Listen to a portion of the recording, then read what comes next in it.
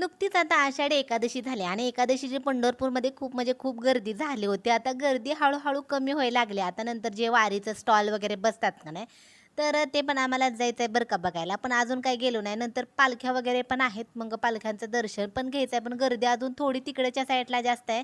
त्यामुळे रोडच्या साईडला ज्या अगोदर गाड्या वगैरे होत्या ना, तर ते लावू नका म्हणून सांगितलं होतं. आता थोड्याशा लावाय वगैरे लागलेत आणि भरपूर असं काही-काही सामान आले.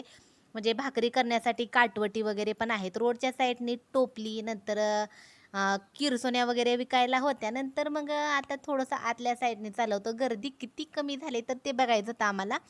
मग अजून आतमध्ये जिथं पालख्या वगैरे आहेत ना, तर तिथं गाडी आतमध्ये जाऊ देत नाहीत. फक्त बाहेरच्या साईडनीच गाडी घेऊन जायचं. नंतर पालख्यांच्या ठिकाणी आपल्याला चालतच जायला लागतंय. नंतर बऱ्यापैकी गर्दी कमी झाली नाही तर खूप म्हणजे खूप गर्दी झाली होती. मी तर तुम्हाला म्हणलं होतं 20 लाख म्हणजे वारकरी आले होते. पण 20 कुठलं 28 आलते. काल परवाच बातम्याला सांगत होते. चला मिनी ब्लॉग कसा वाटला नक्की सांगा. बाय.